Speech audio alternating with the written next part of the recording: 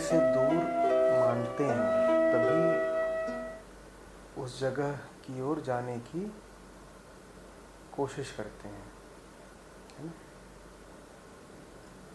ध्यान में आप एक लक्ष्य बनाते हैं। वो लक्ष्य बनाने की सर्वप्रथम ज़रूरत ही इसीलिए पड़ती है क्योंकि आप अपने आप को लक्ष्य से अलग, इतर मान रहे हैं। अब आत्मा तो असंग है, निष्क्रिय है।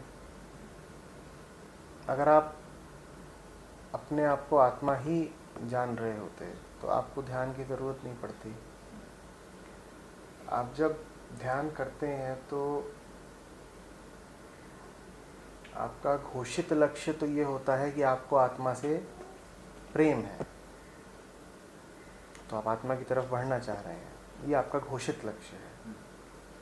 लेकिन वस्तुतः आप ध्यान करके ये घोषणा कर रहे होते हैं कि मैं आत्मा से दूर हूँ,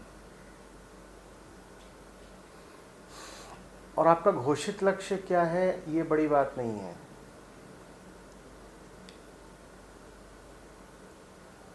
आपके कर्म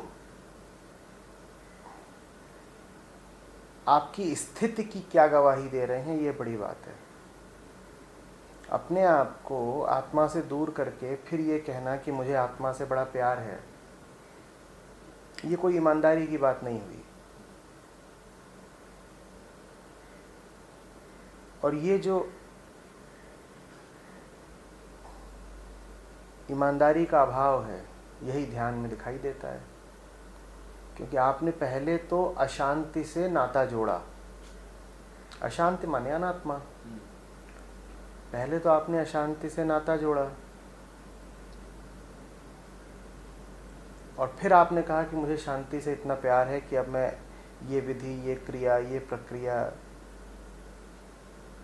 अपना रहा हूँ और इनके माध्यम से ध्यान कर रहा हूँ और आत्मा को और शांति को पाना चाहता हूँ। ये बड़ी विकृत बात है।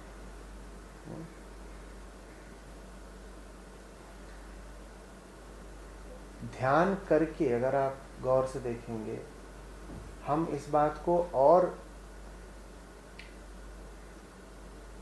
दृढ़ कर लेते हैं कि आत्मा से अलग भी हम कुछ हैं।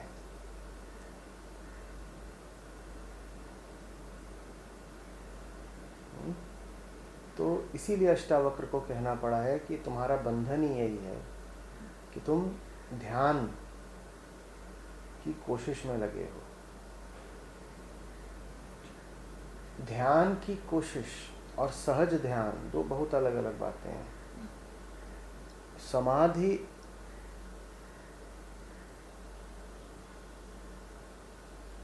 की ओर जाने वाले रास्तों पर चलना और सहज समाधिस्थ ही रहना दो बहुत अलग अलग बातें हैं। इसीलिए कबीर कहते हैं साधो सहज समाधि भली। वो समाधि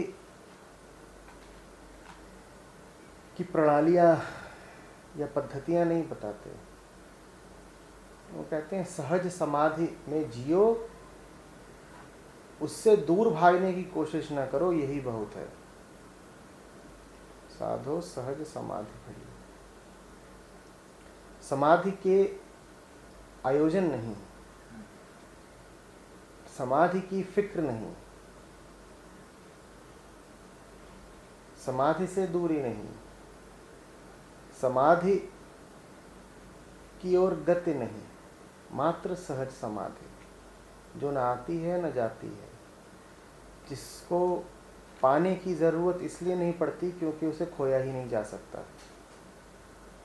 वही समझ समाधि, वही सहज ध्यान